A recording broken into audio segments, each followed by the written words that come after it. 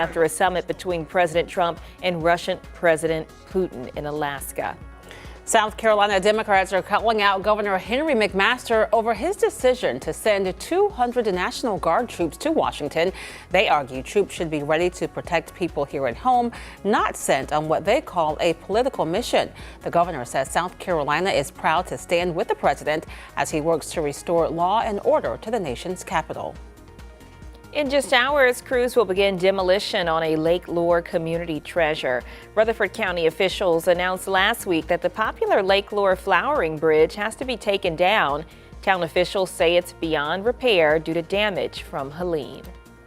All right, good morning, everyone. You can start to see some backups are starting to build. Something I want to let you know about before you head out the door. I want to take you out to I-85 here. There's an accident on the ramp. It's on I-85 South at Highway 7. That's exit 23. It's backed up to exit 26, so slowing you down a few minutes. Otherwise, we are seeing our typical stop and go conditions along I-85 inbound as more people are heading that way.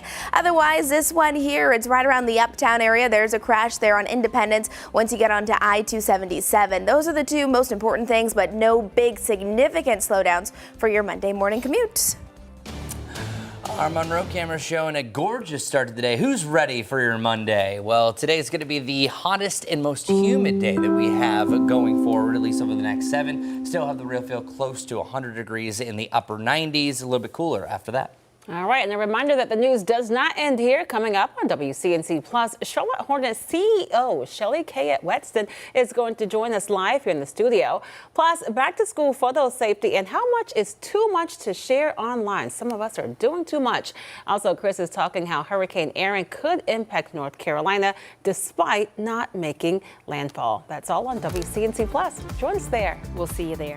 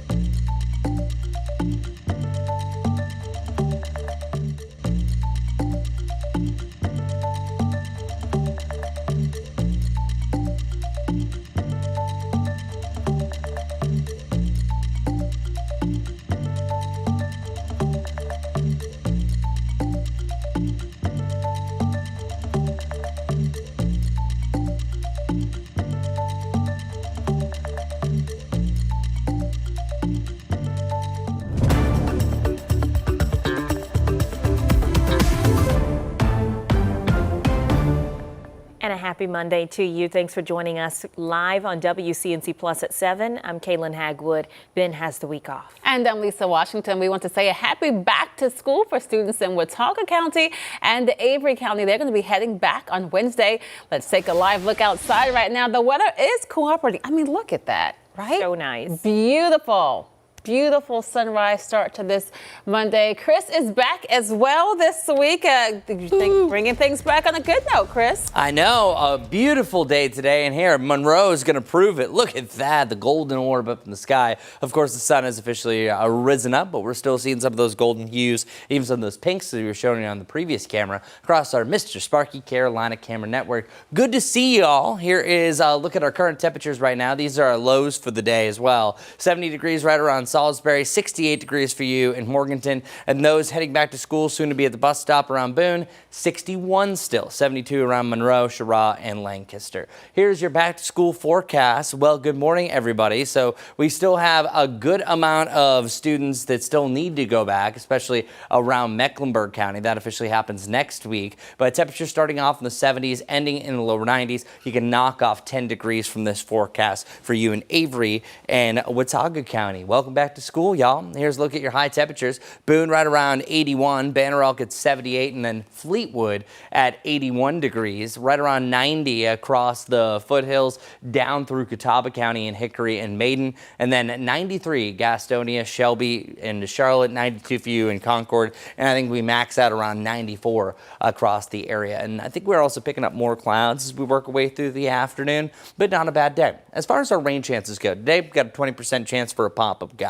Once you get to about your Thursday, Friday, and Saturday, it's at that point that we're really starting to up some of our rain chances. And here's what it looks like on the map today. I think right around 2 o'clock, the magic hour that we usually have our first storm to start to blossom, that's where it could start to pop up, mainly south of Charlotte. It looks to be the best chance, south and southeast. But anyone really south of I-85 will have a chance for a budding storm during the mid to late afternoon hours. And then also right here along I-40 in Asheville up into Burke County as well. Overnight showers will also persist, especially for the western Carolinas. Cloud cover moves in, even a chance for some fog to begin your Tuesday. Overall, your Tuesday is looking much cooler, and that's why I actually have a cloudier and a cooler forecast for tomorrow. Highs only in the upper 80s. Here's a look at your surface map and what Aaron is going to do. So we're going to have a much deeper dive exactly what Aaron's plans are over the next few days. But this brings us to Wednesday at 8 a.m. At that point, it's southeast of the Carolinas, and then it's not until about Thursday early morning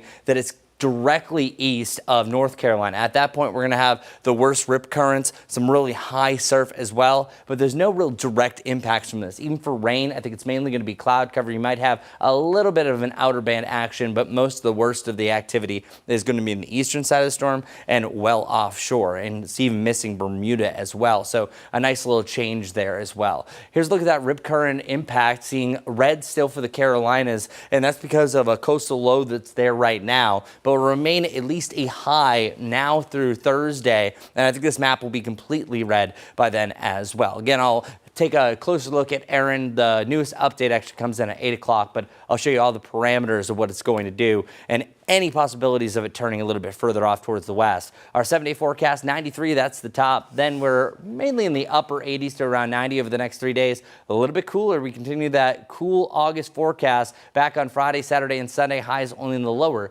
to the mid 80s. That's your weather report. Majestic, what's it looking like traffic-wise? Good morning, everyone. Let's go ahead and do it. If you have places to be, you got things to do, maybe you're heading off to work, you're waking those kids up and getting them ready for the school day. We don't have anything that's majorly significant at this time, but we do have a handful of minor ongoing wrecks. The first one right here, it's on Sardis Road and Independence Boulevard. Still seeing mainly green, and that means that traffic is flowing fast, not seeing any significant backups. Here's a picture we got a little earlier of what happened. It seems like a truck and a couple of cars may have been involved. Southbound Sardis Road after Independence. Not completely cleared at this point, but again, keeping you up to date on that. Now, earlier we did have an accident on the ramp there over on I-85 South at exit 23. That's been cleared, but now we just have those ongoing slowdowns on I-85, mainly inbound, not seeing any big accident. It's just that a lot of people are all heading in the same direction this morning. And this just right around Uptown on Independence, there's a crash here once you get on I-277, so still mainly green, so not significantly slowing you down, but just be careful if you are driving that way. Inbound on Independence, you know how it goes. It's 7:05 right now, so we're starting to see those backups build. No big concerns there as far as an accident goes. We'll have another update, though, all coming up here next time I see you in just a few. All right, Majestic, thanks. This morning, we are working to learn more about a drowning in southeast Charlotte. It happened last night on Kirkpatrick Road near Rama Road. Medic says one person did die, but we haven't received any more information about how it happened or the victim's name. We'll keep you updated. Happening today, flight attendants nationwide and right here in Charlotte will protest ongoing issues with PSA Airlines. WCNC Charlotte's Richard Devane live for us this morning. And Richard, this is all happening in the midst of a busy travel season. Yeah, that's the goal, Kaylin. They want to get out there and demonstrate and let folks know how important it is that they get what they call our fair and equitable wages from American Airlines. That's why later today they'll be out in front or across the street from the front of the entrance right here at Charlotte Douglas. Now, this is all important. They say today Cruise, which is owned by American Airlines, will join a nationwide demonstration. That is PSA flight attendants. They demand what they call an overdue living wage contract. Now, they plan to demonstrate this afternoon around 1, right outside of Charlotte Douglas, as PSA flight attendants and their allies push for double-digit pay increases. Retroactive pay. We don't want to strike. We want to get to a contract. All we are asking for is to increase our pay to keep up with the crushing cost of living increases that we have seen the last couple of years. And we look forward to continue on to meet with management to get to that resolution.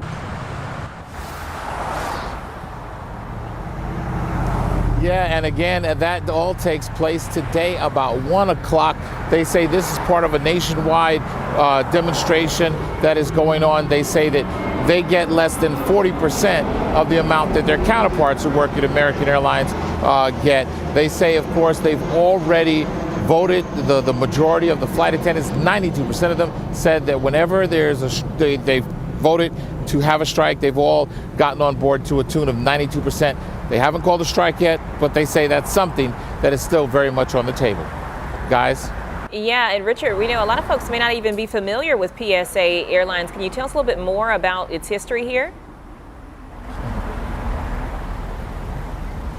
Yeah, well, PSA Airlines, folks, if you've ever gone from a major city or had to go to a smaller city, let's just say that, coming to a small town, Jacksonville, North Carolina, or Newburgh, North Carolina, certain places that those regional jets get into, they have anywhere from 70 passengers that fly on those planes.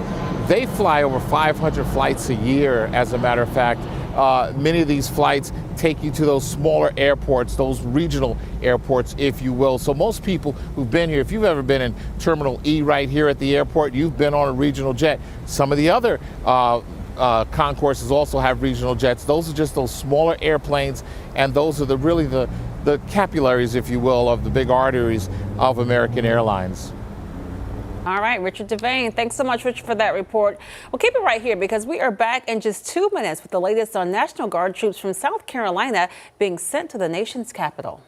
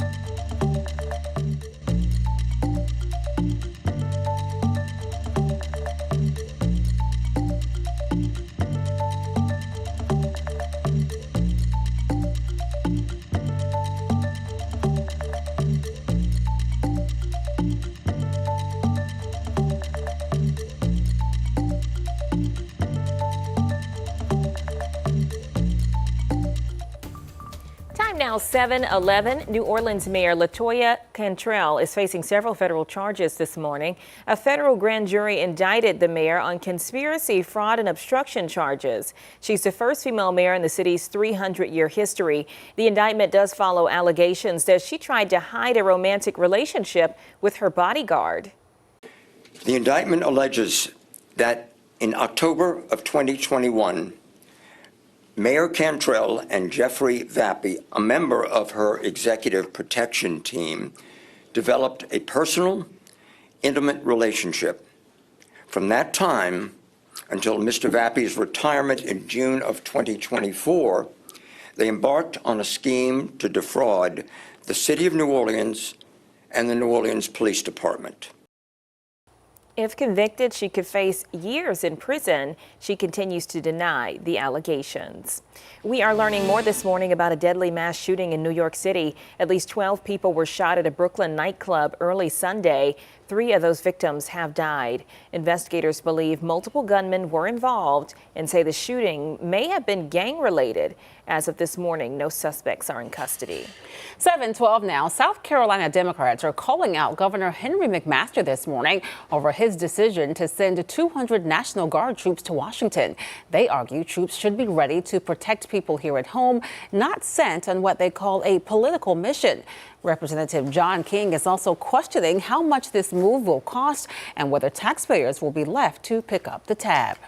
What concerned me most is that we have pressing needs here in South Carolina that Governor McMaster has given a blind eye to and hasn't done anything about. And I think it is time for the citizens of South Carolina to question his loyalty. In a statement, the governor says South Carolina is proud to stand with President Trump as he works to restore law and order to the nation's capital. Well, in just hours, European leaders will join President Trump and Ukrainian President Zelensky at the White House. It comes just days after a summit between President Trump and Russia's President Vladimir Putin in Alaska. NBC's Alice Barr has a closer look this morning at the push for peace. Today, the next step in the push for peace, with President Trump hosting Ukrainian President Volodymyr Zelensky at the White House, along with several European leaders signaling their support for Ukraine's interests and future security in any peace deal with Russia. President Trump posting overnight, "Never had so many European leaders at one time. My great honor to host them," while Zelensky cautioned against past moves giving up Ukrainian territory, which he said Putin simply used as a springboard for a new attack. Russian President Vladimir Putin, fresh off his Friday summit in Alaska with President Trump, is demanding to keep the roughly 20% of Ukraine that Russia now occupies. Secretary of State Marco Rubio saying the U.S. is not pressing for that. If there's going to be a peace deal, it's not going to look like that. While defending the Trump administration's push for a broader peace deal over the ceasefire Ukraine and Europe want first, but Russia denied. President Trump had said there would be severe consequences if Putin said no. Secretary Rubio now saying imposing more sanctions imperils negotiations. The minute he takes those steps, all talk stop. Democrats slamming the administration's approach and Putin's red carpet treatment in Alaska. And so Putin walks away with his photo op with zero commitments made and zero consequences. What a great day for Russia. Special Envoy Steve Witkoff saying Russia did agree to strengthened security guarantees for Ukraine, noting there are plenty of details to discuss when Ukraine gets its seat at the table today. President Trump also posted overnight that Zelensky could end the war almost immediately, while appearing to refer to more of Putin's demands to stop the Russian assault. The president saying there's no getting back Crimea, ceded more than a decade ago, and no Ukraine joining NATO. In Washington, Alice Barr, NBC News. Trending this morning, Superman fans are remembering actor Terrence Stamp, the English actor best known for his iconic role in Superman and Superman 2. He died over the weekend. He played the supervillain General Zod opposite Christopher Reeve in the 1978 Superman film and its 1980 sequel. The role came more than a decade after Stamp was nominated for an Oscar for his supporting role in the 1962 film Billy Budd. Years later, Stamp continued to take roles in a variety of genres, including thrillers, comedy, and fantasy adventure. His final role was in the 2021 horror thriller Last Night in Soho. Terrence Stamp was 87. Keep it right here. We're back in 2 minutes on WCNC Plus.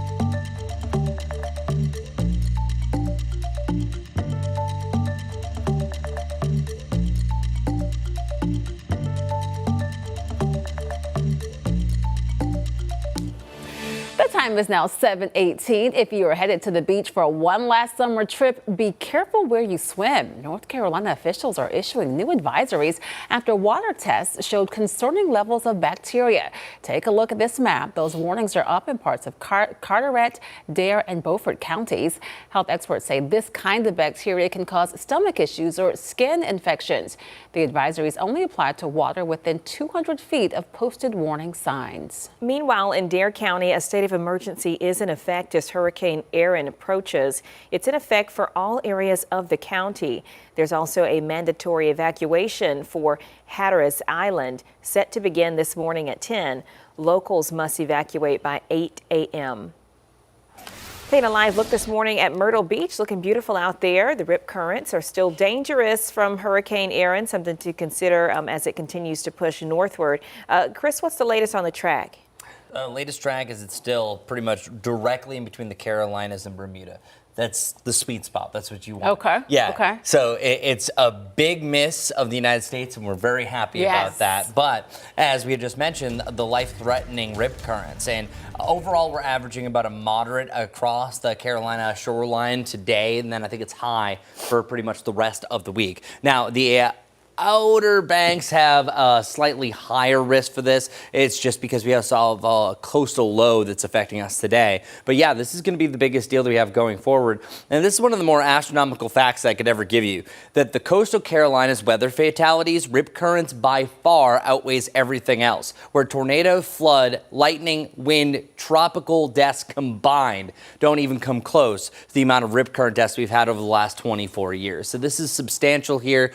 Just always be cautious. I want everyone, if you are doing that last minute beach trip, to keep that mental note that if you start to feel yourself being pulled out, don't panic. Just make sure to swim horizontally along the shoreline. So what we're watching is that the eye wall is redefining itself. So that means Erin's becoming stronger yet again. And the indirect impacts, we already mentioned, the rip currents, wave heights, and beach erosion. That's always going to be a big deal, especially for the Outer Banks, because it does jet out a little bit further. And the closest proximity to North Carolina is going to be really Wednesday to Thursday. So that's really where we're going to have some of the bigger impacts. impacts. Here's what we've seen over the last 24 hours, really minimal pressure changes, and the next big update that we're going to get is going to be right around 8 o'clock. But we spiked all the way up to 160 miles per hour, and we've been living about 125, 130. So that's strong Category 3 to borderline Category 4 over the last 24 hours. Here's a look at some hurricane hunters reconnaissance, which, by the way, I've talked to these pilots before, and they actually prefer to go through Category 4 and Category 5 storms compared to a tropical storm because they're actually more predictable, believe it or not. But the most recent update that they had, the 10-second sustained winds is 127 miles per hour. They round that up to 130, and that makes this barely a Category 4. But right now, as we are speaking, look at the most recent wind speed that they just estimated. 138 miles per hour. This is happening right now, folks, by the way. So this updates as they're actually flying through the storm just 30 minutes ago. They're only measuring the tropical storm winds up to about 76. That means that the newest update here right around 8 o'clock means that Erin's going to be back to 140 miles per hour, now a strong Category 4, and it could get even stronger after that. So right now 130, but even though we can see the reconnaissance, it's going to be up to at least about a 135, 140 when all is said and done. And then you can see that things start to weaken. Still Category 3 major hurricane strength as it's off the Carolina coast by hundreds of miles. So good news right in between Bermuda and the Outer Banks. And then eventually it'll start to weaken. Still Category 1 as late as Saturday early in the morning. But we're really lucky that this isn't coming anywhere closer. There's a slight chance it could nudge a little bit further off towards the west, but that just means more rain and some higher waves. So here's the intensity forecast. You can see down to 90 miles per hour by about Saturday. One more stat before we get over to traffic. This is actually the 8th Category 5 storm that we've ever had in August during a hurricane season dating back to 1924. Last year, of course, there were 2 Category 5s, both retired, Merrill and Milton. Well, luckily, Erin is not going to be retired because it does not look to be a major loss of life at this point. But boy, is it going to bring a lot of rain for around Turks and Caicos. It's happening right now for the near term. More on Tropical Storm Erin over the next 30 minutes. Let's get right over to Majestic, though, with our morning traffic report. All right, good morning, everyone. Let's get to it. If you do have someplace to be this morning, here's a quick check at some of those drive times. Just under 50 minutes if you're coming in from Salisbury out towards Belmont, 25, 24 out towards Matthews into Charlotte. In Gastonia, good morning to you. Just under 45 minutes. So we're starting to see some of those typical backups. We also have a handful of accidents that are currently ongoing. None that are impacting I-77 or I-85 significantly. This crash right here, I want to take you out to it because we are starting to see those slowdowns. It's right there on the Brookshire Boulevard at Harbor Drive. Keep this one in mind as it will probably slow you down about 5 minutes or so. Otherwise, you can see I-77 if you're coming in from York County. Good morning to you. Some of those typical slowdowns inbound are starting to build, much the same along I-85 inbound as well. This is still ongoing. It's on Independence. Once you try to get onto I-277, we'll have another update all coming up in just a few minutes, but that's what I'm watching for now.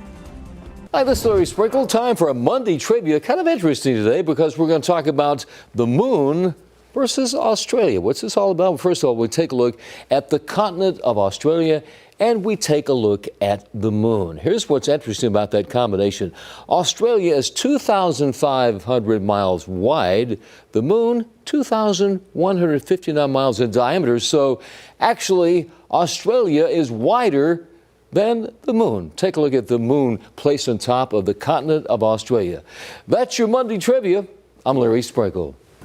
Good information there. I am not great at trivia. Don't have me as your trivia partner. It will not be a great day, but thank you so much, Larry Sprinkle. Coming up, we're going to have another quick update on weather and traffic. Then we'll have more headlines at 7:30.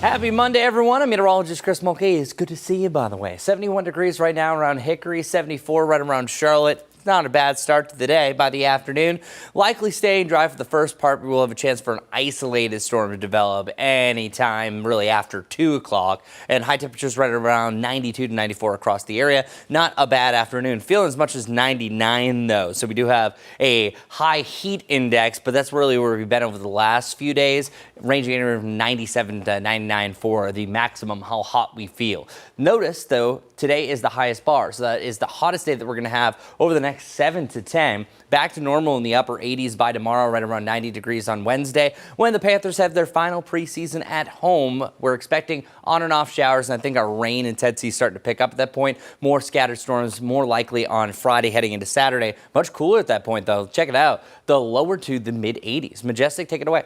Good morning, everyone. Well, it's a beautiful start to the day. Plenty of sunshine out there. If you are heading out the door anytime soon, we are seeing those typical slowdowns. This is I-77 at Atondo Ave. No big concerns there. If you're coming in from Gastonia, it's going to take you almost 45 minutes. We do have a handful of accidents. This one right here, starting to see a lot of red back up. It's on Brookshire Boulevard at Harbor Drive. Take it easy.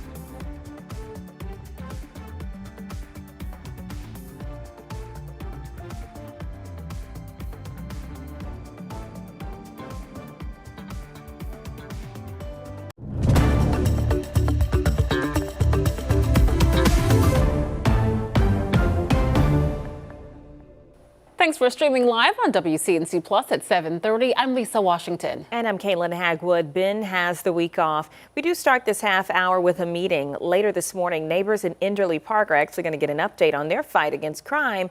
It comes after the city removed a mobile camera that they say was helping to deter trouble. WCNC Charlotte's Destiny Richards is live this morning with a preview of tonight's meeting. Destiny, good morning.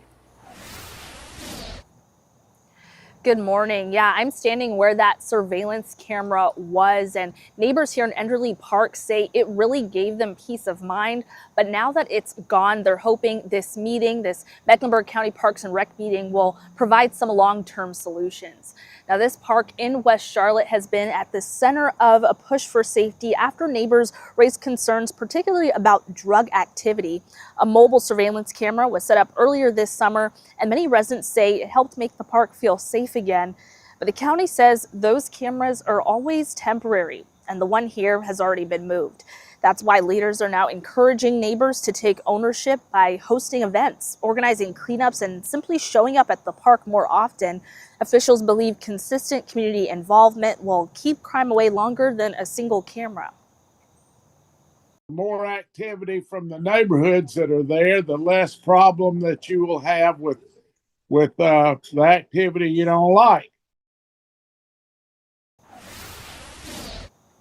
The Mecklenburg County Parks and Recreation Commission meeting is happening at 11:30 this morning. That's when we'll get an update on the issues here at Enderley Park.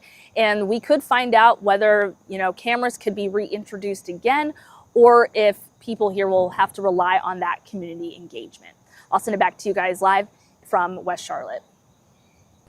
All right, Destiny, thanks so much. We'll continue to follow that and, of course, bring you the latest after that meeting. Right now, when you check in with Chris to find out more about our forecast. Welcome back. Glad to see you, Chris. Good to see you all, and thank you so much for watching us here on WCNC Plus. Now, let's get over to our weather stat of the day.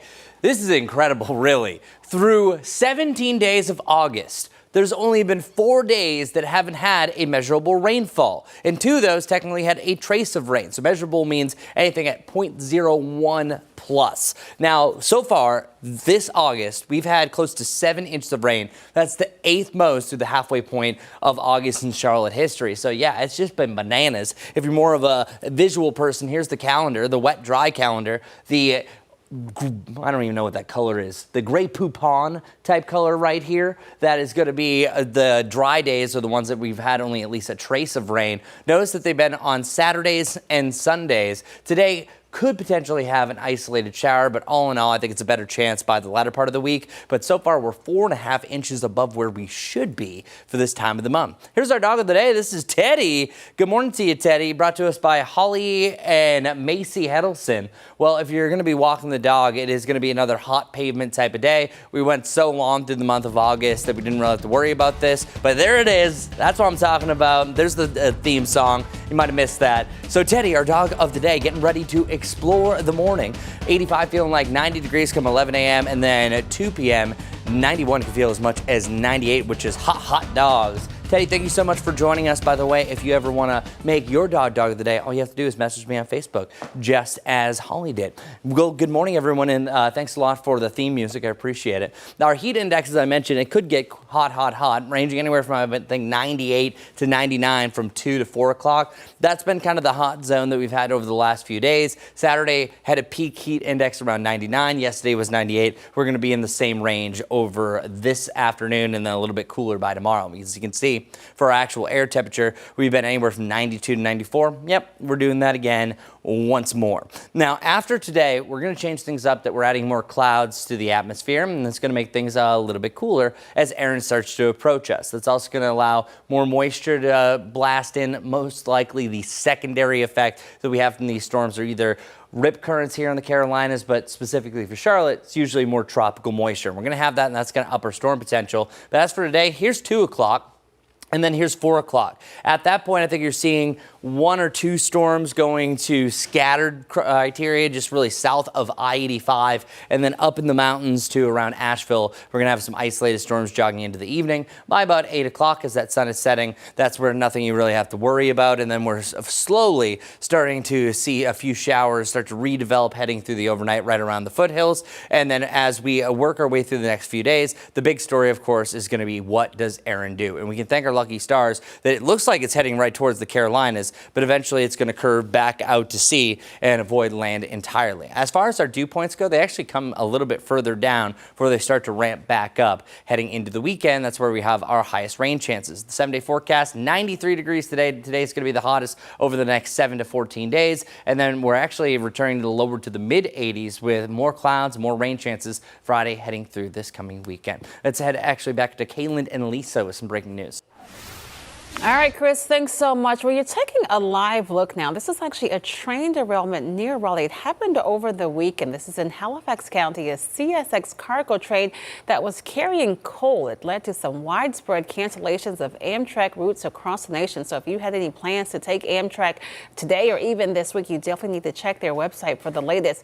We know this happened near Enfield, again, North Carolina, near Raleigh, and this impacted services between New York and Raleigh, as well as Washington, D.C., County. A CSX spokesperson saying that train derailed 28 loaded coal cars on the passenger service route that's east of West Franklin Street. Again, this is all in Enfield near the Raleigh area, and that happened Sunday afternoon. Well, the good news here is that we are being told there were no injuries reported. There's no hazmat leaks or spills. There's no threat to the surrounding community. Getting all that information from CSX, but it has created quite a mess for local crews to clean. And again, this all happened around 4 o'clock on Sunday, so they have been at this for hours, nearly 24 hours at this point, working to clear all of that debris. We'll hopefully get a little bit more information on what led up to all of this in the coming days. Majestic? All right, everyone, good morning. Let's get a look at those area roadways if you're heading out the door anytime soon. If you're just waking up and starting your day, there are several things that I'm keeping my eyes on. Drive times right now, they're definitely starting to pick up. It's going to take you about 45 minutes or so if you're coming in from Gastonia. It's 7:37 right now, and then out towards Salisbury, just under an hour. We do have a handful of accidents that are currently ongoing. Want to let you know about a couple that I really am watching. This one is probably the number one concern because we are seeing a lot of red, a lot of backups here. This is on Brookshire Boulevard. You can see that crash there on Harbor Drive. A lot of red indicating stop and go traffic. Even as we zoom it out, you can see this is about a 1 to 2 mile backup. That's out towards Mountain Island Lake. Keep that in mind if that's your typical morning commute. Otherwise, we do have a few things to let you know about along Independence. You can see this area right here, 485 out towards Matthews. It's typically always slow at this time of the day, but we're really seeing that red, meaning that yes, traffic is at a stop and go. This accident right here, you can see the yellow there, meaning that there are still some medium impacts. They are clearing it though. It's on Sardis Road and Independence Boulevard. Just to the north, those typical inbound slowdowns as we're looking at Independence, definitely ongoing once you get a little closer to the uptown area. And if you're coming in from York County, good morning to you. I-77, no wrecks right now, but we're just starting to see those backups starting to build as more people are heading out the door. There's live camera looks coming in from I-77, that same area there in New York County. You can see Gold Hill starting to slow down. We'll have another update coming up here shortly. Back to All right, Majestic, thanks so much. Well, right now, the United Way is looking for hundreds of volunteers for its Day of Caring in Union County. Volunteers are needed for 50 projects this Saturday from 8 a.m. until noon. Those projects include cutting grass, weeding, flower beds, you know, all the things you do. To sign up, head to WCNC.com/community. Keep it right here. We're back in 2 minutes.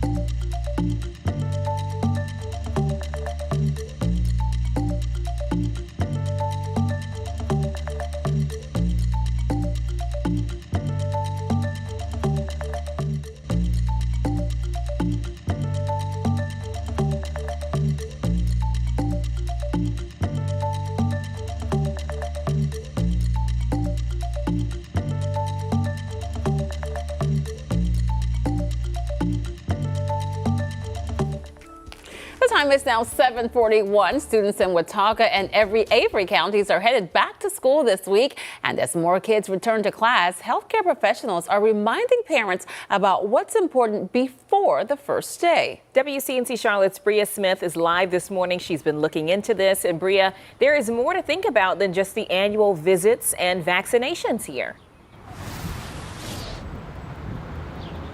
Well, that's right. In addition to things like vaccines and annual checkups, doctors do want to remind you of the importance of reintegrating a healthy routine ahead of school.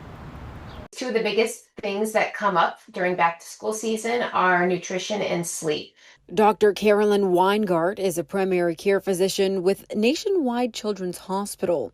She says a major part to the start to a healthy school year includes what happens at home. And one of the most important things that families can do to help their children get to sleep on time is making sure, if possible, all electronics are shut down in the home for maybe an hour or so before bedtime, so that the brain is more in that sleep mode once they're actually in bed and the lights are off. Dr. Weingart shares that a lack of sleep can not only affect a student's behavior or mood, but what gets done in the classroom. It's going to be a little bit more difficult for them to focus, keep organized in school, get their homework done, and then just pay attention in class when they need to be.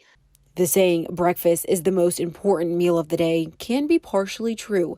Dr. Weingart says, especially when it comes to learning. Just some quick toast and maybe a hard-boiled egg that's been prepared, the night before, or you can prepare a couple for a couple days at a time, that sort of thing. And then if families are struggling, it is important that they talk to the school about what sort of programs for breakfast and lunch they might be eligible.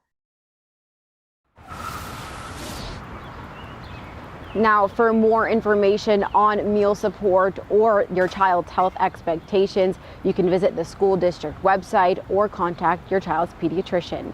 Live in Charlotte, Bria Smith, WCNC Charlotte. All right, Bria, thanks so much again. It all starts at home. The parents have to make sure that the kids are, getting onto that healthy routine. Yeah, good information there. Thanks so much, Bria.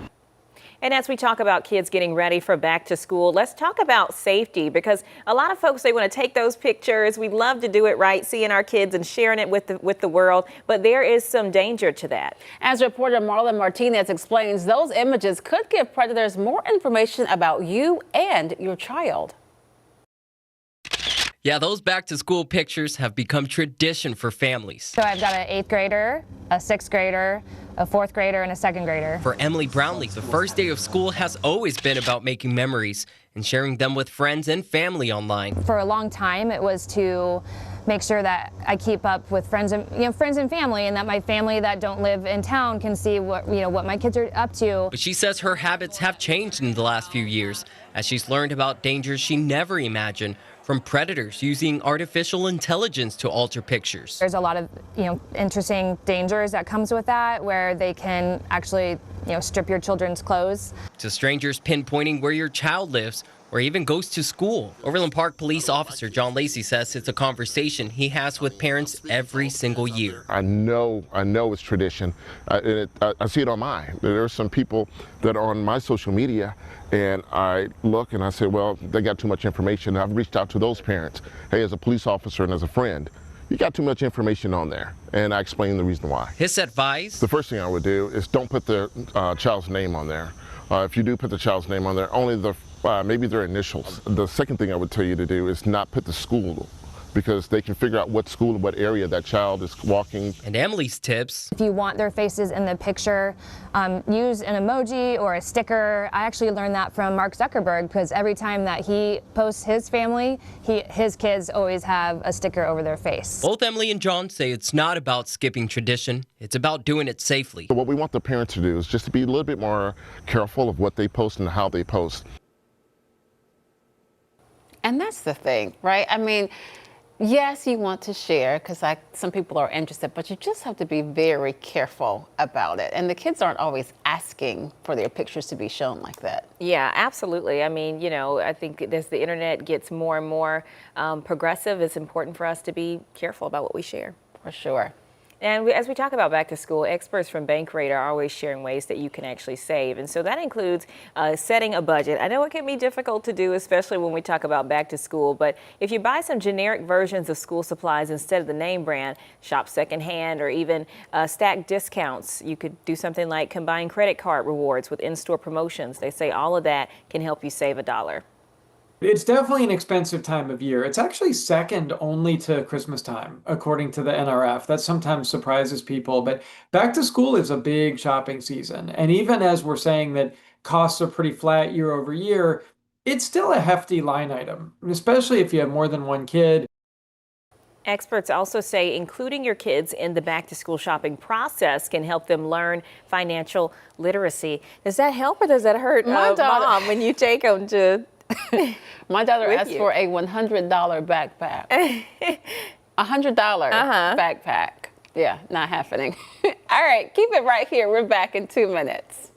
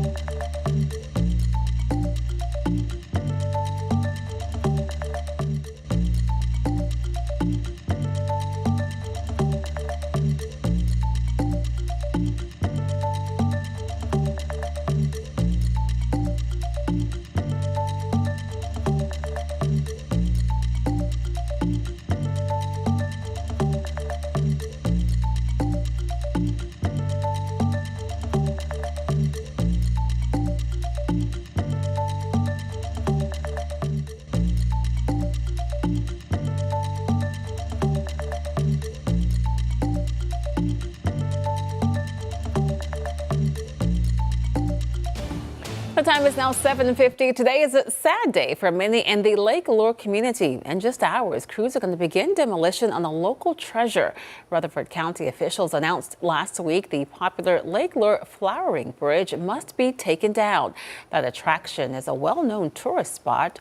Town officials say the bridge is beyond repair due to damage from Hurricane Helene.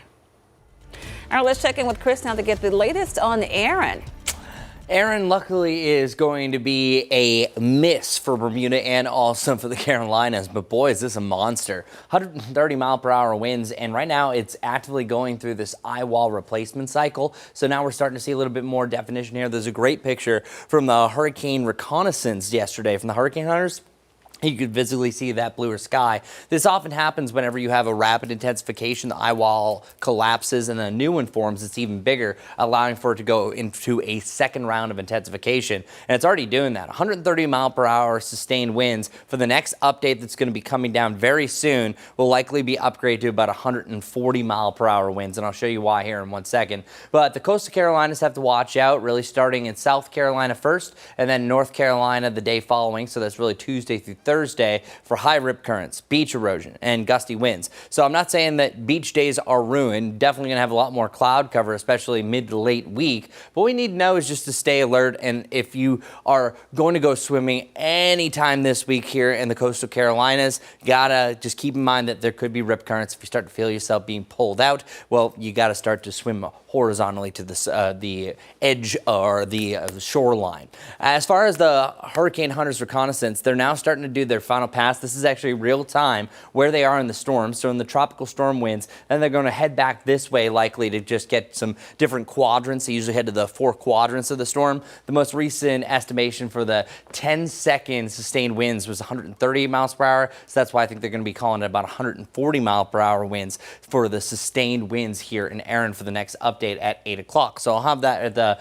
top of the next hour. But as far as our wave heights go, check this out. We're luckily that this is going to be a little bit further off towards the east, because if this was a little bit more of a westerly push, we would be looking at some higher wave heights, because this area of pink is representing wave heights that are getting well above 40 feet. Oftentimes you have such a strong storm that actually literally picks up a bulge of all that activity, and that's what causes some of the epic storm surge. But still, going to be some coastal flooding because of this for the Outer Banks. So keep that in mind if you're making any trips. Biggest issue we have, of course, is rip currents. High likelihood that we're going to have rip currents from North Carolina down through South Carolina Tuesday, Wednesday, and Thursday as Erin is passing to the east. So that's the newest update that we have there. Again, I'll have the official data from the Hurricane Hunters and the National Hurricane Center at the top of the next hour. But first, we have to hit the roads with Majestic. What's going on, my friend? Good morning, everyone. Well, let's get to it. Just like that, we're heading into our Monday morning. Maybe you're getting ready to head out the door and head off to work, or you just have some errands to run this morning.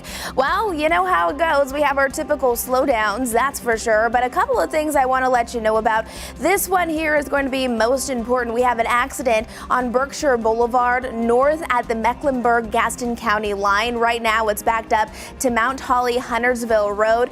This is where we have all of the red. And again, this is really going to be impacting those outbound lanes. Yes, we have our typical slowdowns for those inbound lanes, but the outbound lanes usually aren't so slowed down this time of the day, but they currently are because that ongoing accident. Cars are just moving, just over 10 miles an hour, so moving very, very slowly. You can see even as we zoom it out how backed up this is. A lot of red on my map indicating stop and go traffic. We'll have more on this, a good alternate route for you, and everything else I'm looking at coming up here shortly. Majestic things. This month, we're helping clear the shelters by getting pets adopted. Our featured animal today is Dorian. Take a look. He is only 3 months old. He does have some special medical needs and is looking for the perfect home. You can adopt him through the Humane Society of Charlotte. Scan that QR code to learn more about Clear the Shelters and other pets you can adopt. And check this out. There's now a statue of WNBA legend Sue Bird outside the Seattle Storm's arena. The longtime Storm point guard already had her jersey retired and even has a street in Seattle named in her honor. So this adding to her recognitions there. A big congrats to her. Taking a live look at the WCNC Charlotte roof camera. We will be right back in just a moment with another check of your forecast.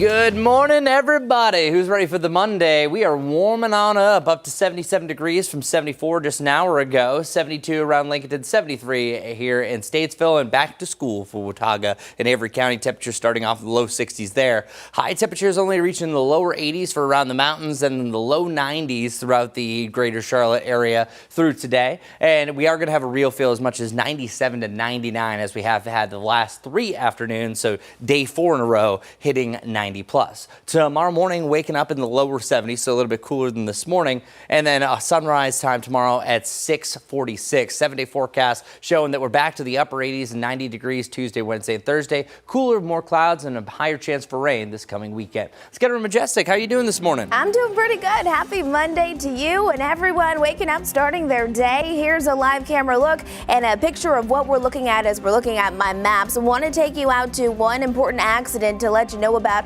Not a good look right here. A whole lot of red indicating we have stop and go traffic. There's an accident right now. It's on Brookshire Boulevard. That's Highway 16 at the Mecklenburg-Gaston County line. It's backed up to Mount Holly Huntersville Road. You can see it there, all of that red. Not really seeing any good alternate routes, so I would allow for an additional 10 minutes to get you to where you need to be. That's mainly those outbound lanes that are really backed up.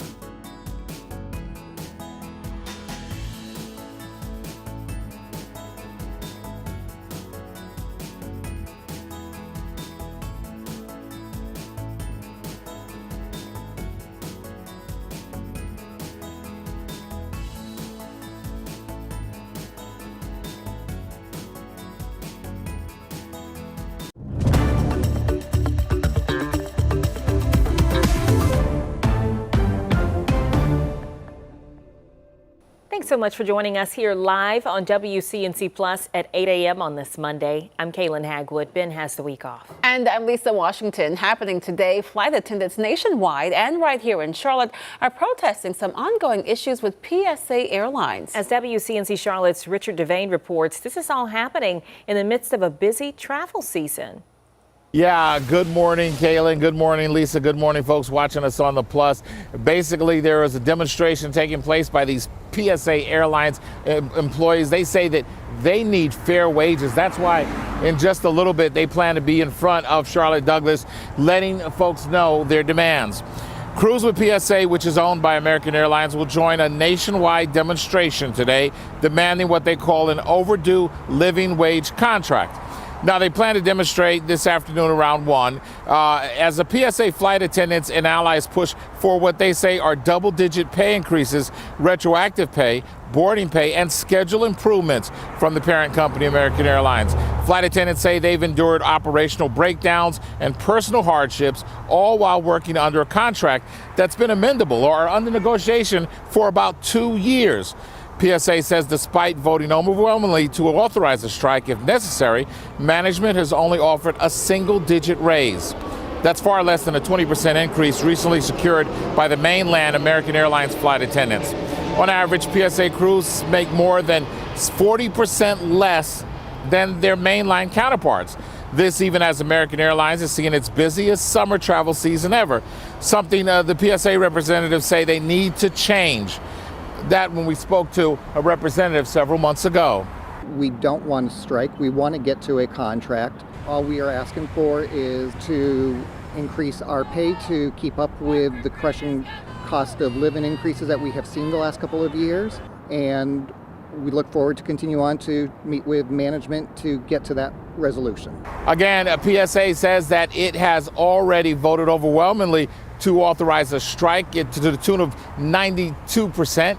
And they say that they haven't called one yet, but that's an option that's open. Right now, they are planning to be out here to demonstrate starting at 1 o'clock. We're right here in Charlotte. Guys, we'll send it back to you. All right, Richard, thanks. Air Canada hoping to get planes back in the air by tonight after flight attendants did refuse to return to work over the weekend. 10,000 workers began their strike on Saturday, forcing the airline to actually cancel flights. Despite an order from the Canadian government to return yesterday, flight attendants remain home. They are demanding higher pay and to be paid when those planes are also grounded. Hurricane Erin is barreling through the Atlantic this morning as a Category 4 storm. Check out this video from hurricane hunters who actually flew into the eye of the storm. Very impressive there. Now, Erin intensified quickly Friday into Saturday, making history as one of the fastest strengthening Atlantic storms on record. Now, the good news is, while it isn't expected to make landfall, tropical storm warnings are in effect for Turks and Caicos as well as the Bahamas. And Chris joins us now. You were saying, I don't think I've ever listened to the eye of the storm actually closed in on itself. Yeah, Wow. and then it forms a bigger eye. So sometimes this is called the eye wall replacement cycle, or the ERC, and it's at this point that it's actually part of the natural cycle of this. So the longer the storm's out there, Irene did this back in 2011. Most likely, it's usually the first peak that's the strongest, but this is still going to allow it to become a stronger Category 4, maybe even approaching about 150 miles per hour after. Wow. Yeah. It's always so impressive to me, even when you saw those pictures from the hurricane hunters where you see just how truly the calm inside, you can see the sun straight up, but we know just how large this storm has become.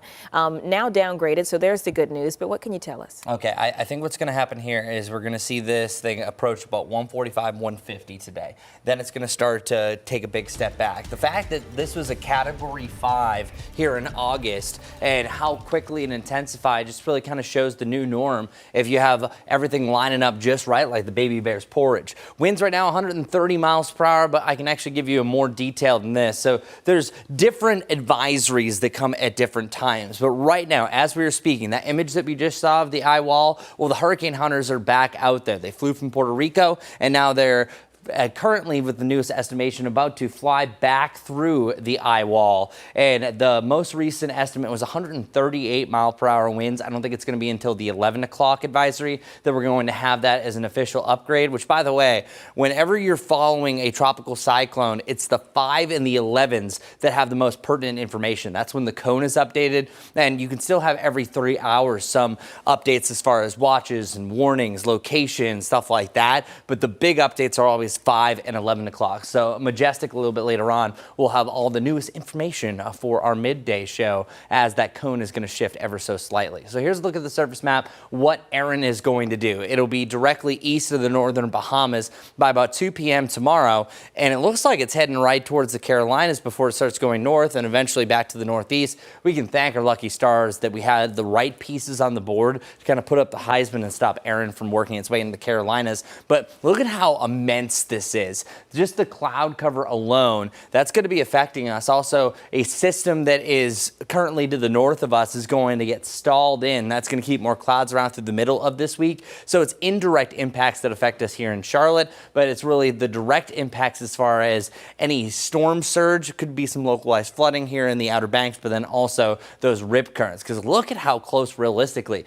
Now, I was doing some measurements to the worst part of this storm. It's still 250 to to 300 miles away, so it's just far enough offshore, but you're still going to have some of that coastal flooding just because of how immense this thing is. Monroe looking gorgeous, nothing to worry about. We don't even see any real cloud cover for the near term. Current temperatures right now, 76 in Monroe, 75 for you in Sharon, 73 over in Boone. The mountains, you're expecting highs either side 80 degrees.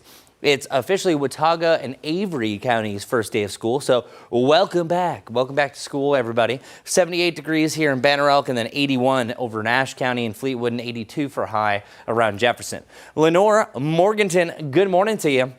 High temperatures right around 90 degrees, 92 for you in Maiden. And we really have a general range either side of I-85 from 92 to about 93, and then some of us even popping up to 94 degrees as you see here in Chesterfield. What about our rainfall chances?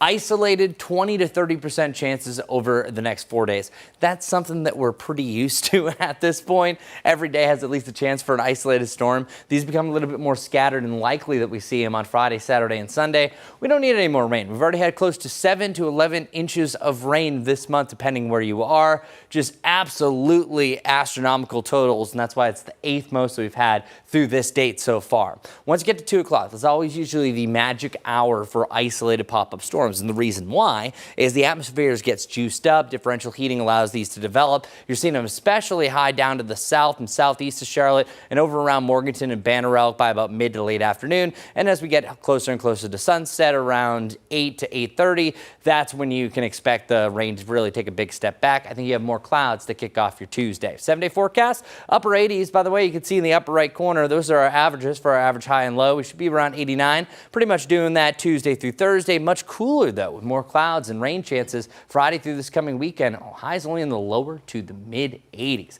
So Majestic, it has been an awful month as far as rain goes, but at least we got a little sunshine today. Yeah, I'm excited for it. A nice way to start the week. Beautiful outside this morning as well for that morning time commute. Let's break down a few things that I do have my eyes on. You want to show you my map. You can tell it's very busy. This is the most important thing that's ongoing right now. There's an accident right here. It's on Brookshire Boulevard. That's Highway 16 north. It's at the Mecklenburg-Gaston County line, but it's backed up to Mount Holly Huntersville Road.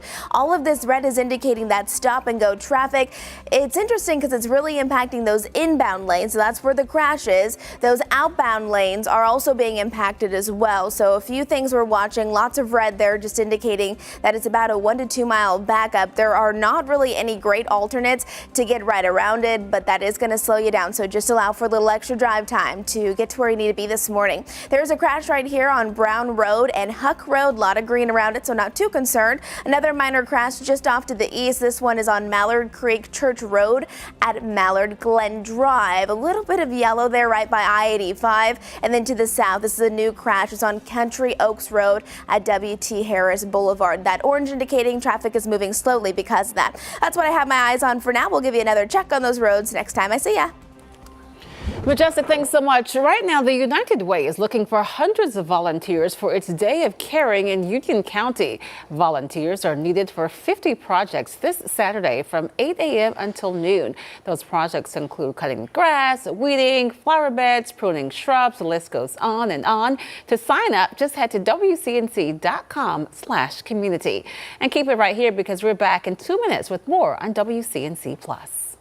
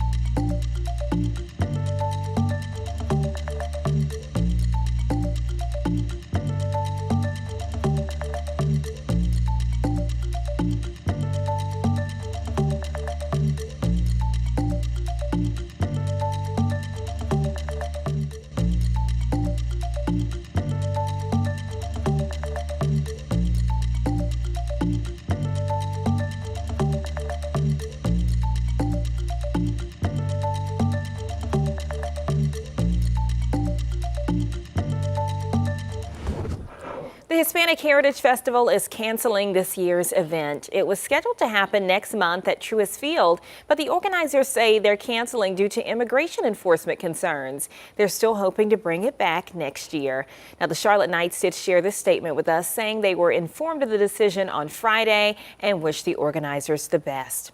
Also, cleanup happening this morning after hundreds of thousands of people were in Uptown for Pride weekend.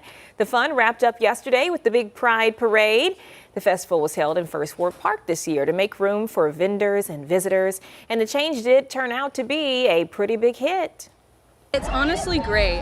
Just seeing the amount of vendors and like the tents, it grew so much from last year, and I think that's another reason as to why it was in like this new location. Is seeing it grow and being all inclusive is definitely a beautiful thing. Personally, I was really looking forward to the different art that's out here this year. I got this really awesome piece, so I'm very excited about it.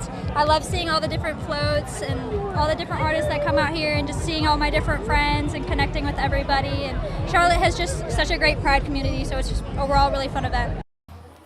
Well, Charlotte Pride is the biggest event of its kind in the Carolinas. Many attendees tell us that they are looking forward to coming back next year. And with kids back to school, many are spending more time on iPads and laptops to get their homework done. As parents, we know that extra screen time can add up fast. So how much is too much? WCNC Charlotte's Megan Bragg verifies. Your kids will likely be spending more time on their iPads and laptops working on homework projects and school assignments. But how much screen time is too much screen time? Let's verify. Our sources, the Mayo Clinic, Dr. Gina Robinson with the Cleveland Clinic, and the American Academy of Pediatrics. Robinson says it is important to set a screen time limit for your kids, especially during the school year. 2 hours of recreational screen time is what we like to aim for. That is more realistic in some households than others, but we really try to at least set some kind of limits beforehand. A study from the Mayo Clinic shows too much screen time and regular exposure to poor quality programming has been linked to obesity, inadequate sleep schedules and insufficient sleep, behavior problems, delays in language and social skills development, and violence. If you've been more relaxed with screen time over the summer, Robinson says it's a good idea to have a conversation about it now instead of waiting later into the school year. She says instead of taking away all recreational screen time, try turning it into a family activity. Making it special so that maybe you watch movies together on Friday nights, and that's how you use your screen time. And you maybe go outside and set up a projector screen, or you get popcorn, or you do something just to make it a little bit more special and a little bit more of a family activity. Now, Robinson says if you want your kids off their phones and tablets, you need to lead by example. So make sure you're taking breaks from your phone as well. With your Verify, I'm Megan Bragg. Now, if you have something that you would like verified, email us at verify@wcnc.com. We're going to take a quick break, but we're back in 2 minutes.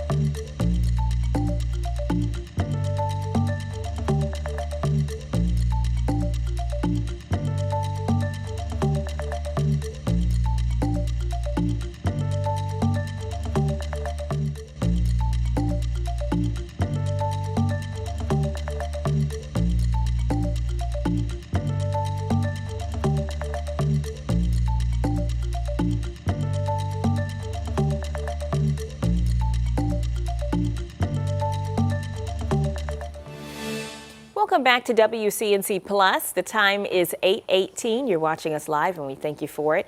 Right now in Dare County, a state of emergency is in effect as Hurricane Erin approaches. It's in effect for all areas of that county. Now, there's also a mandatory evacuation order for Hatteras Island set to begin this morning at 10. Locals need to evacuate by 8 a.m. tomorrow. You are taking a live look now at Myrtle Beach. The rip current's still dangerous from Hurricane Erin. And Chris, kind of bring this into perspective for us, because we've been talking about how far off the coast this storm is going to be, but we're still seeing some pretty significant impacts. Yeah, and the center of circulation that has the strongest winds is called the dirty side. It's Right. always the right side in the direction that it's traveling.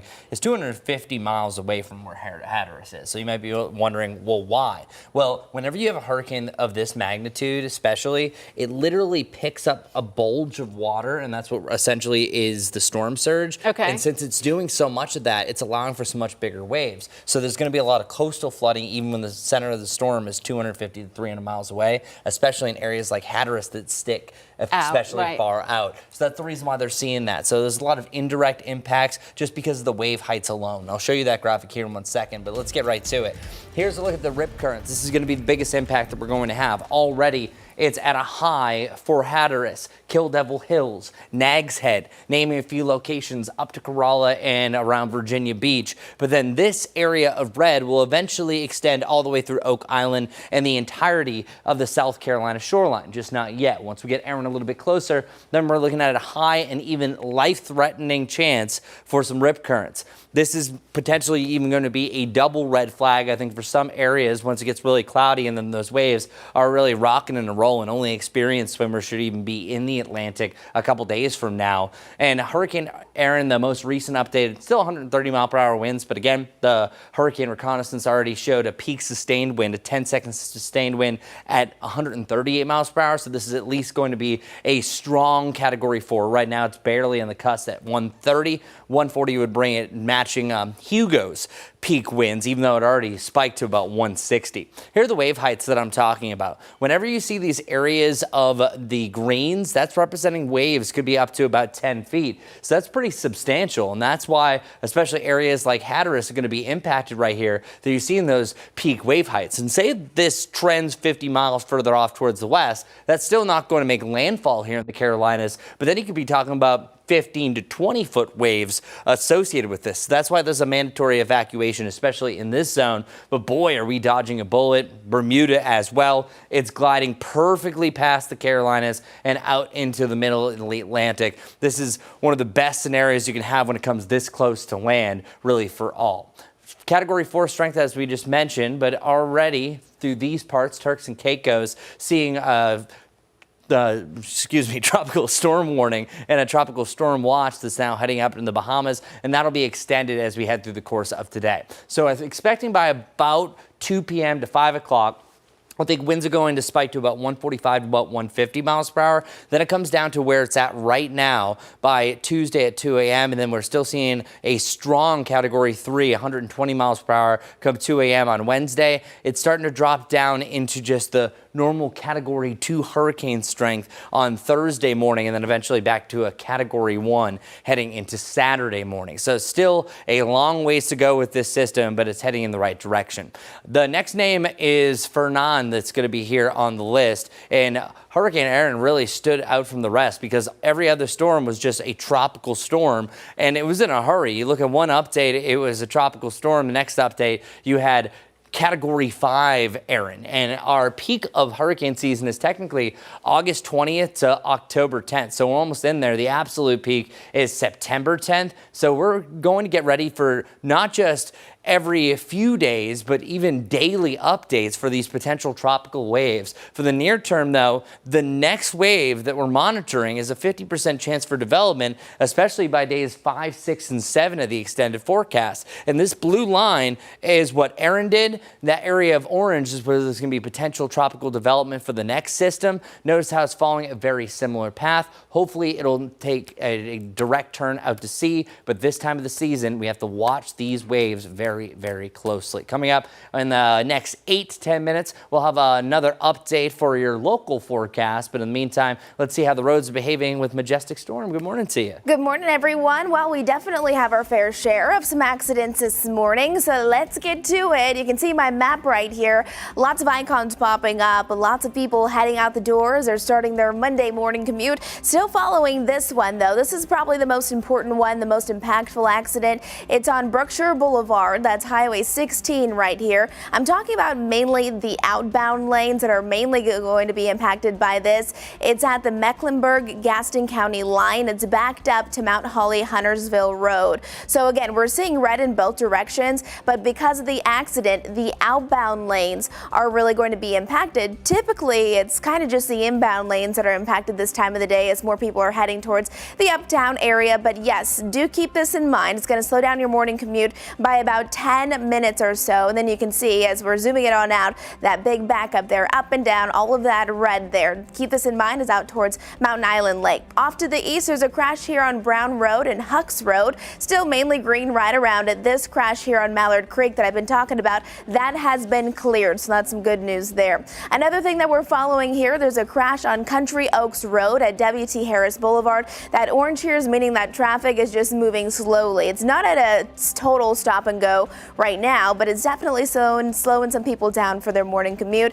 Again, this is one thing that we're continuing to follow there. As we head over towards the west just a bit, I-77, if you're coming in from York County, good morning to everyone. Seeing the more colorful roads, meaning that traffic is slowing down as they're heading inbound. Again, no accidents here, just more people heading out the door. You'll want to keep that in mind if you are heading inbound on I-77 from York County. Right now, there's also an object in the road. You can see that big X on your screen. That's on I-77 northbound, just after exit 83. We don't exactly know what it is, but it's out there towards Sutton Road, so be mindful and careful for your Monday morning commute. Back to you guys.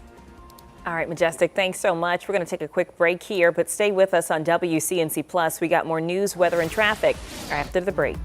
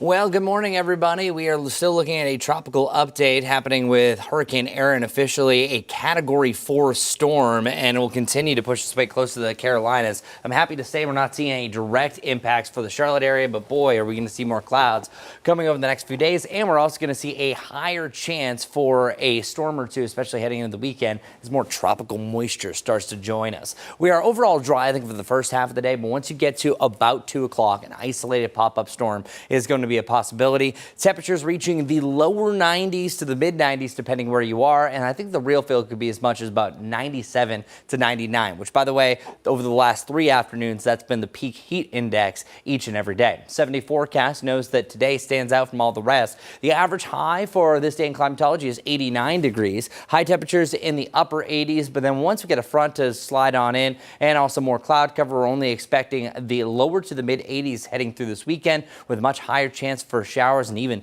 a few thunderstorms. So that's your weather report. Let's get over to traffic with Majestic. Good morning, everyone. We're off to a beautiful start to the day. Lots of sunshine for that Monday morning commute, but we also have a handful of accidents that are currently ongoing, still following this one. It's the most important one. I'm talking about actually the outbound lanes right here. There's an accident on Brookshire Boulevard. That's Highway 16. It's at the Mecklenburg-Gaston County line. It's backed up to Mount Holly Huntersville Road.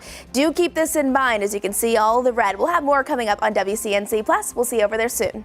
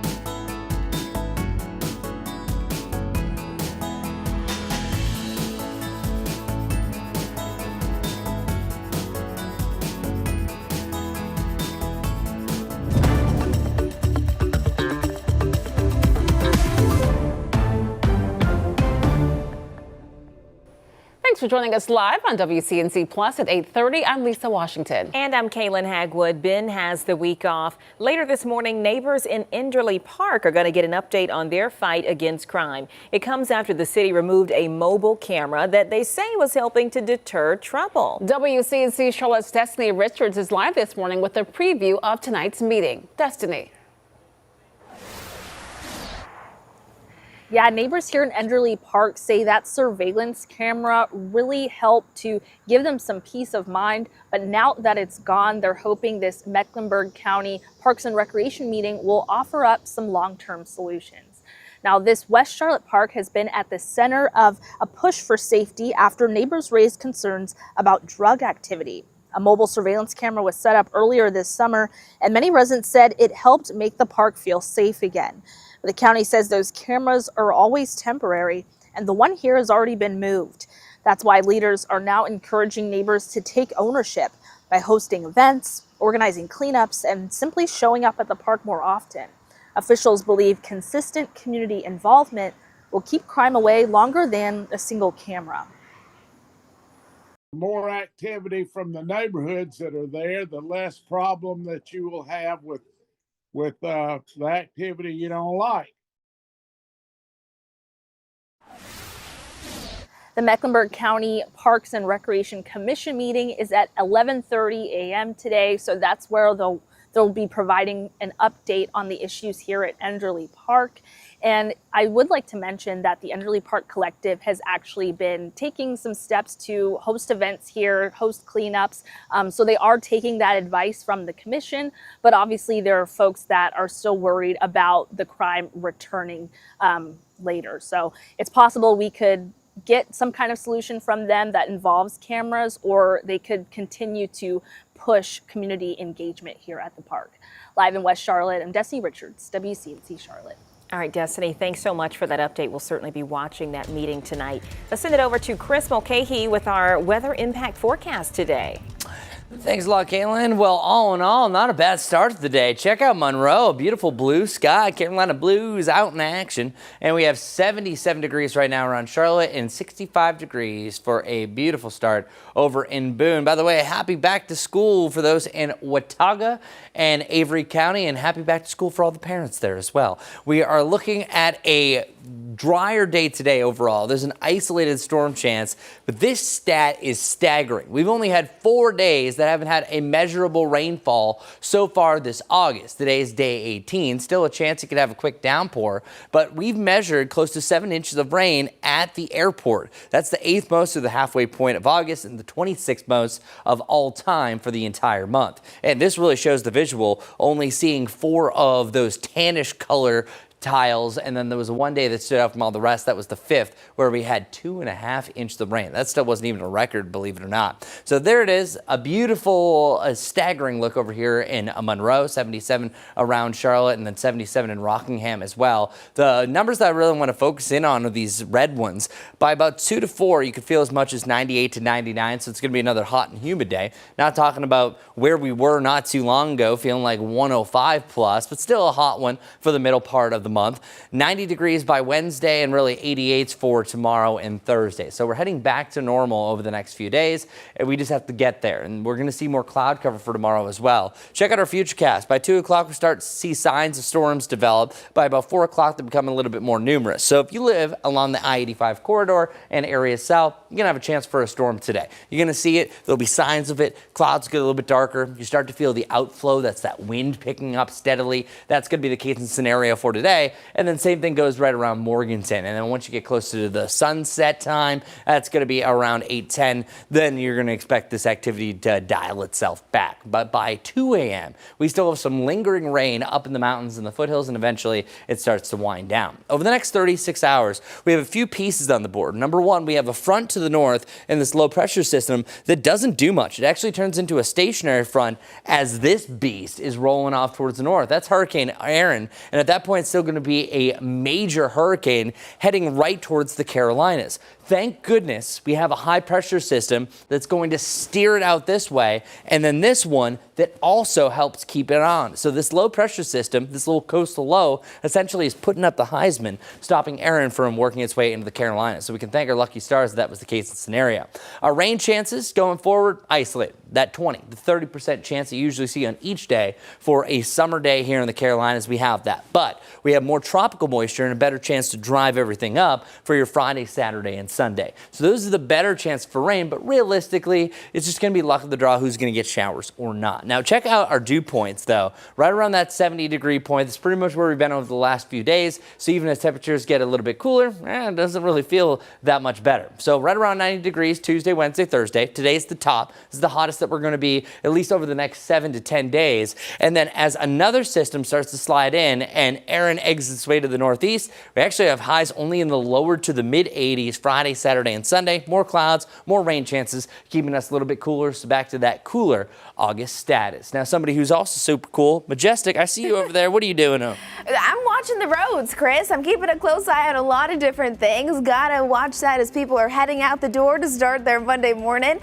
Let's get to it. I gotta show you my map, because while we don't have anything that's significantly slowing down I-85 or I-77, which is of course good news, we do have a handful of minor ongoing wrecks. Now, this is the most important one. I'm still seeing a significant backup. This is still not cleared. It's an accident there on Highway 16, that's Brookshire Boulevard, and this is going to be out towards Mecklenburg-Gaston County line. So it's backed up right now to Mount Holly Huntersville Road. All of this red is indicating stop and go traffic, and this is going to be on the outbound side. Now, on the inbound side of Highway 16, we're still seeing that red that's popping up. That's more typical for this time of the day as more people are heading towards the town, but outbound lanes will be impacted because of that crash. Even as we zoom it out, you can still see a significant slowdown that's out towards Mountain Island Lake. Yes, keep that in mind. If you are traveling that direction, I would allow for an additional 5 to 10 minutes just to make sure you're getting to where you need to be on time.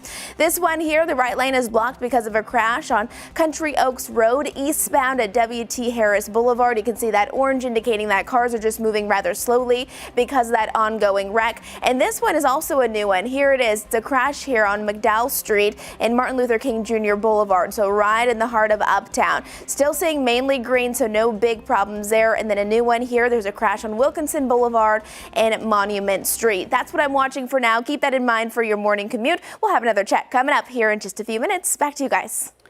All right, Majestic, thanks so much. 8:37 now. Keep it right here. We're back in just 2 minutes with the president of business operations for the Charlotte Hornets. She's going to join us as we look ahead to the annual UNCF Women Who Lead Luncheon.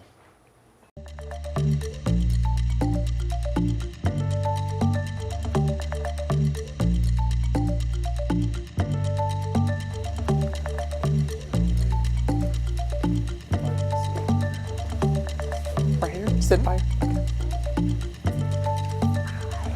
How's it going?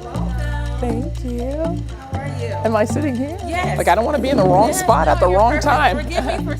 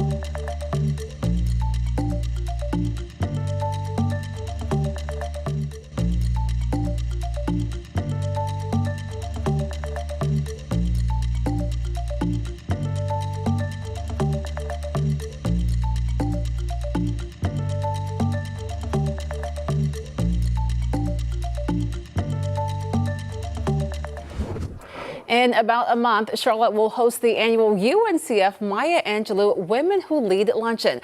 I will be emceeing this event that honors trailblazing women in sports and entertainment.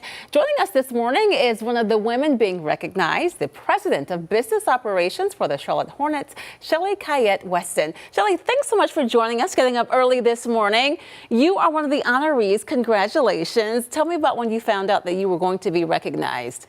Thank you. Well, Tiffany reached out a few months ago, and it's just an honor. You know, I just can't believe it's been a year already that I've been in this city, in this great city with my family and I. We feel settled. We feel like Charlotteans. And Yes. so finding out to be a part of just such a great luncheon with a great legacy with Maya Angelou and for a great cause. You know, UNCF does such a great job with providing scholarships for kids to give them access and make sure they get through college. So it's just a great honor to be a part with two great women and two Christies, Christy Coleman and Christy Furco.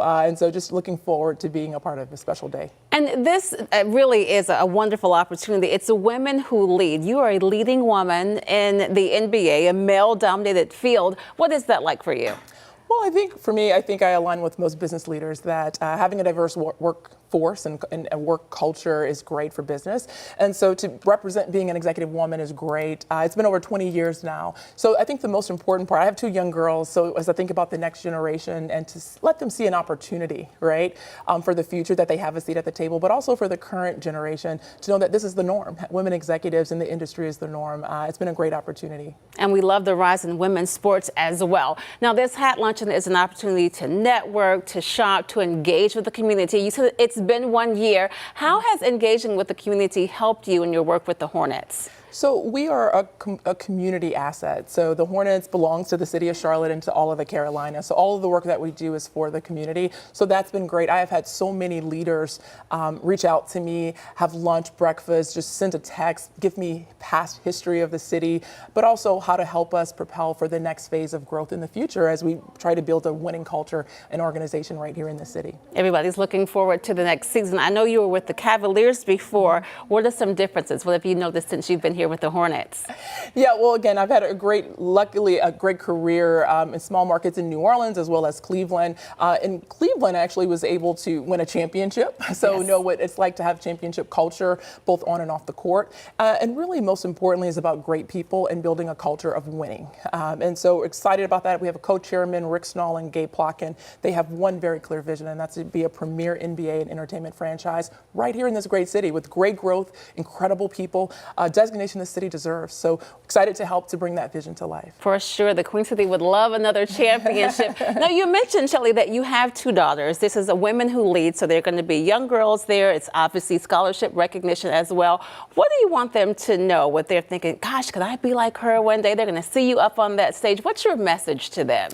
You know, one of my main messages is not that you have to be a president of an NBA team, but that you have to keep your options open and that anything is possible. And that's the great legacy of Maya Angelou. She's one of my favorite authors and inspiration individuals. And so I think that that young women and men just throughout the industry understand that anything is possible. Anything is possible. This is a hat luncheon. You see Oprah there was one of the honorees a few years back. Do you have a hat or a specific fascinator ready for this? So, you know, I've been to the Kentucky Derby, yes. But this is a very special event, so I've got to go get a new one. So I put it on my calendar, and we're going to start working on that right now. Wonderful. Well, Shelley Kayett, thank you so much for joining us this morning. We really appreciate having you here. I can't wait to see you. We should mention that there are 2 other honorees as well. The hat luncheon happening on September 13th. It's going to be at the Convention Center in Uptown. And of course, we hope that you can join us there. WCNC Charlotte is a partner of the Women Who Lead Luncheon. Again, September 13th at the Convention Center. The tickets are still on sale. Thanks so much for joining us this morning. Thanks for having me. Wonderful. All right, well, right now we want to talk about heading back to school, and students in Watauga and Avery counties are headed back to school this week.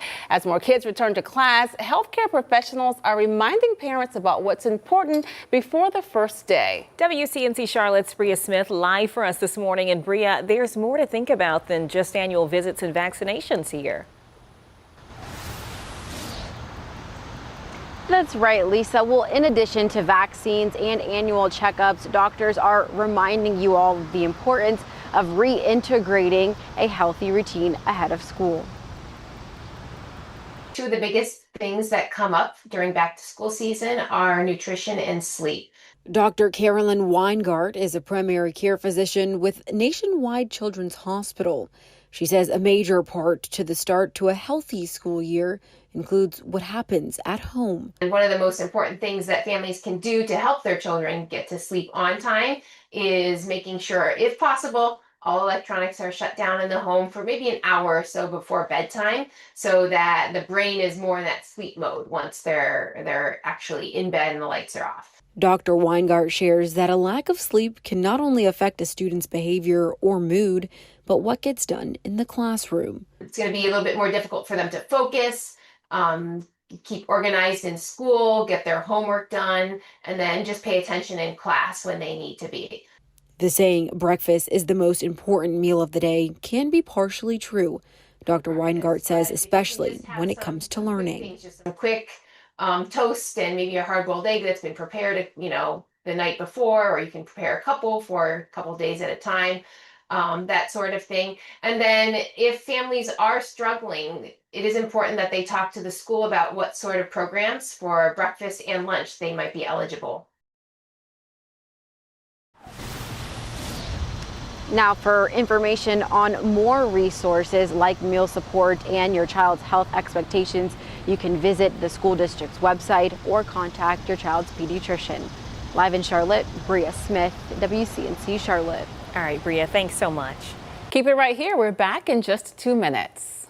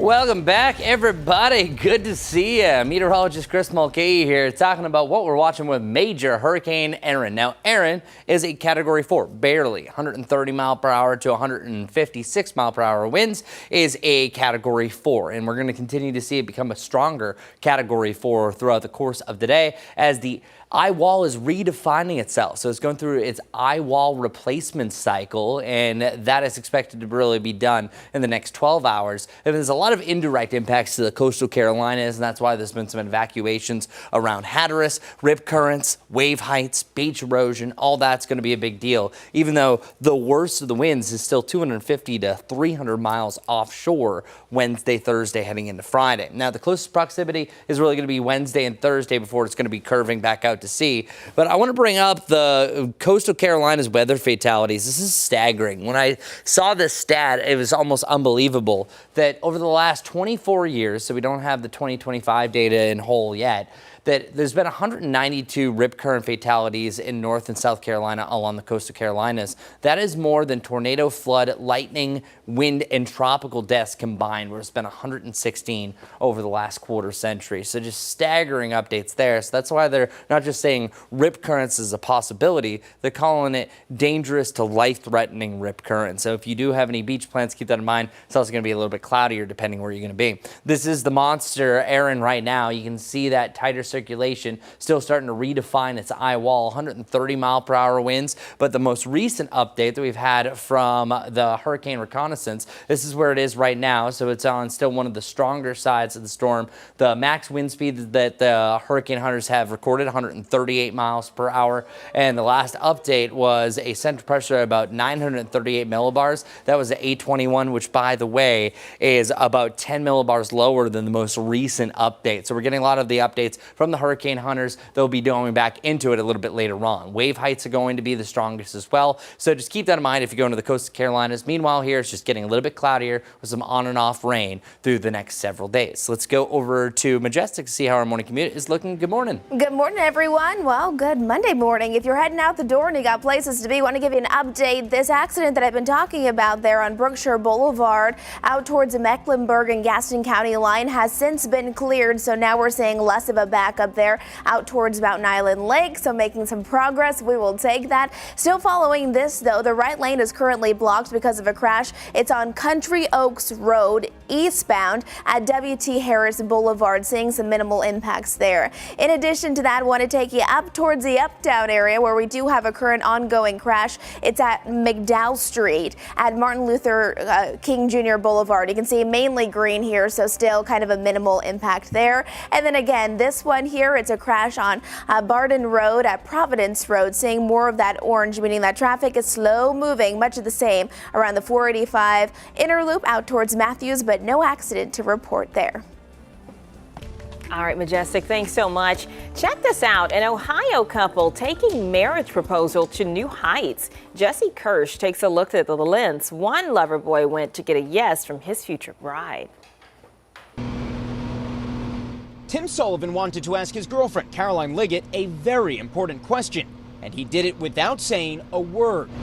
All of that thanks to this in the fields below, a 13-acre corn maze outside Columbus, Ohio, spelling out, "Will you marry me, Caroline?" I was just so shocked. Caroline and Tim, who both work in agriculture, have known for months they wanted to spend their lives together. But Tim wasn't sure how to ask. We both really like corn a lot. Not to be corny, but I wanted to do something that we would both be able to remember for the rest of our lives. The idea hit him in late April. Popped the question with his family farm's annual corn maze. With help from computers and consultants, Tim designed and planted the maze. Then he had to wait for the message to grow. Are you starting to lose patience? You told this guy in April you want to marry him. Tim is quite the planner, so I knew it was going to be something quite elaborate. So I had quite a bit of patience with that. Then earlier this month, they flew over the farm. And I look back at her and she's looking out the other side of the plane. So they circled around and finally, love was in the air. I've never seen her face light up as much as she did, and it was definitely one of the coolest experiences that we'll be able to tell for a lifetime going forward. And back on land, Tim still got down on one knee to complete a proposal that was unquestionably amazing. Jesse Kirsch, NBC News. Great puns. That was great. 10 out of 10. For sure. Love How'd that. you propose? Okay, so at the place in Dayton, Ohio, where Kim says she fell in love with me, I had her friends take her out to get her nails done because she said she wanted that, and I wrote her a song. So when her friend had to go pick out sunglasses, she came there, I popped around the corner, sang her a song, and got down. Did you have a guitar? Wow. Yep, got my guitar. I can see it. I love that. Yep. So and she said yes, obviously. Do you remember the song? Waited for this moment, now we're fine. That's all. I love it. My goodness. Lisa? My husband took me back to Chicago where we had our first date and proposed after dinner, after I took off my makeup, was getting ready for bed and everything, and then he proposed. It was great. Oh my goodness. Well, when you know, you know. Yeah. I mean, my bars are set high after that guy with the corn maze. It's like, wow, I love that. I guess if she says no, you just shave it down, put a different message in the corn. Yeah. All right, we're going to take a quick break here. Got a live look at Myrtle Beach. We continue to track the tropics with Hurricane Erin pushing through, causing some rip current risks there. Got another check of your forecast in just a moment. You're watching WCNC Plus.